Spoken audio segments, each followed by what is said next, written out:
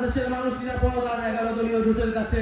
আমরা শুধু শেখ হাসিনাকে সরিয়ে এক স্বৈরাচারকে সরিয়ে আমরা নতুন কোন স্বৈরাচারকে বসানোর জন্য গণ অভ্যুত্থান করি নাই, বরং কেউই যাতে স্বৈরাচার হইতে না পারে সেই জন্য এই গণ অভ্যুত্থান হয়েছিল।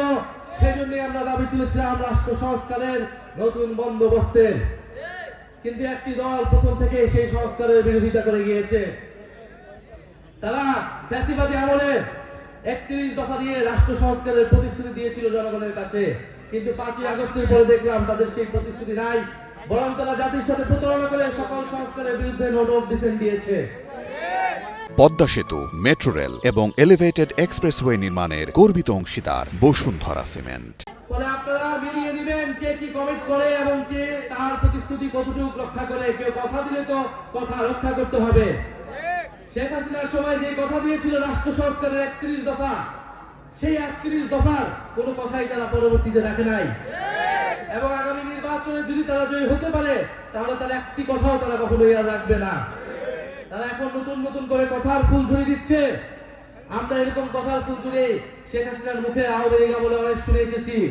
16 বছর আপনাদের ব্যর্থ রাজনীতির ফল বাংলাদেশকে ভুগতে হয়েছে। আপনাদের এখন উচিত সসম্মানে রিটায়ারমেন্টে যাওয়া। অনেক রাজনীতি, অনেক অভিজ্ঞতা আমরা দেখেছি। এখন তরুণদেরকে, নতুনদেরকে সুযোগ করে দিতে হবে। বাংলাদেশের জনগণকে আজ ঠিক করতে হবে বাংলাদেশের জনগণ কার কাছে নিরাপদ।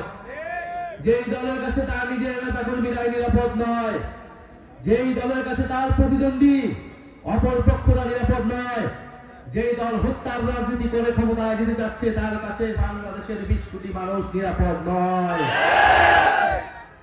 বাংলাদেশের মানুষ নিরাপদ আর 11 দলীয় জোটের কাছে। বলে 11 দলীয় জোট শুধু পলাশে জয়ের সম্ভাবনা আশা রাখে না, বাংলাদেশের মেজরিটি আসনে দিতে সরকার গঠনের আশা রাখে 11 দলীয় জোট। নির্বাচনের আগে বড় বড় কথা, মিথ্যা মিথ্যা কথা দিয়ে ক্ষমতায় আসার যে রাজনীতি, সেই রাজনীতি শেষ হয়ে গিয়েছে গণ অভ্যুত্থানের পরে। বাংলাদেশের মানুষ এখন সচেতন, বাংলাদেশের তরুণরা এখন সচেতন, বাংলাদেশের তরুণরা ইনশাআল্লাহ সচেতন ভাবে, বাংলাদেশের নারীরা, বাংলাদেশের আলেম সমাজ, বাংলাদেশের হিন্দু সমাজ, সংখ্যালঘু সমাজ ইনশাআল্লাহ সচেতন ভাবে বিচার বুদ্ধি প্রয়োগ করে আগামী 12ই ফেব্রুয়ারি ভোট কেন্দ্রে যাবে এবং ভোট প্রদান করবে। আরেকটি বিষয়, ভোট কেন্দ্র দখলের যদি কোনো পায়তারা থাকে পলাশবাসী তা প্রতিহত করবে, সারা বাংলাদেশের মানুষ তা প্রতিহত করবে। ভোট কেন্দ্র দখলের যে কোনো প্ল্যান, জোটচুরি করে নির্বাচনে জয়ের যে কোনো প্ল্যানকে আমরা পরাস্ত করবো আগামী 12ই ফেব্রুয়ারি। পলাশবাসী কি প্রস্তুত আছে? 12ই ফেব্রুয়ারি শাপলাকলীকে জয় করবার জন্য প্রস্তুত আছে? ইনশাআল্লাহ পলাশবাসী এবং বাংলাদেশের মানুষ প্রস্তুত আছে। 2008 সালের নির্বাচনে আমরা শুনেছি শেখ হাসিনা বলতো যে 10 টাকায় চাল খাওয়াবে। বাংলাদেশের মানুষের ভাগ্য হয় না এই 10 টাকার চাল খাওয়ার, কিন্তু বাংলাদেশের মানুষের ভাগ্য দুর্ভাগ্য হয়েছে যে দেশের শত শত কোটি কোটি টাকা লুটপাট হয়ে গিয়েছে। এদেশের মানুষ গুম খুন হয়েছে, মানুষের কোনো মৌলিক অধিকার ছিল না। ফলে এবার আমরা দেখতে পাচ্ছি কিভাবে ঋণ খেলাপিদের নমিনেশন দিয়ে সংসদে নিয়ে যাওয়ার চেষ্টা করা হচ্ছে, কিভাবে দ্বৈত নাগরিকত্বে নাগরিক যারা তাদেরকে নমিনেশন দিয়ে সংসদে নিয়ে যাওয়ার চেষ্টা করা হচ্ছে। নতুন করে লুটপাট এবং ঋণ খেলাপি, টাকা পাচারের নতুন পরিকল্পনা, নতুন প্ল্যান তৈরি করা হচ্ছে। এই সকল প্ল্যানের বিরুদ্ধে আপনারা জবাব দেবেন 12ই ফেব্রুয়ারি ব্যালট বিপ্লবের মাধ্যমে।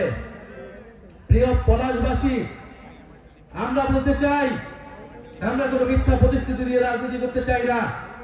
দেশে অর্থনীতি ভেঙে পড়েছে, এই অর্থনীতিকে আবার চাঙ্গা করতে হলে মানুষকে ঐক্যবদ্ধভাবে কাজ করতে হবে।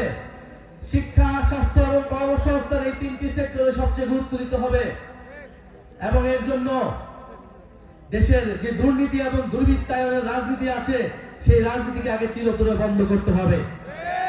আমরা জানি এই পলাশেও অনেক ফ্যাক্টরি রয়েছে, অনেক গুরুত্বপূর্ণ দোকানপাট রয়েছে, ব্যবসা বাণিজ্য রয়েছে।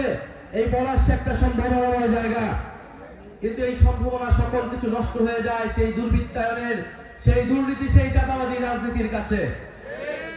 আপনাদের কাছে এখন সুযোগ এসেছে 16 বছর পরে প্রকৃত প্রতিনিধি, আপনার প্রকৃত নেতা ঠিক করার। আপনি ঠিক করবেন আপনার নেতা কে হবে, আপনি ঠিক করবেন আপনার হয়ে কে জাতীয় সংসদে কথা বলবে?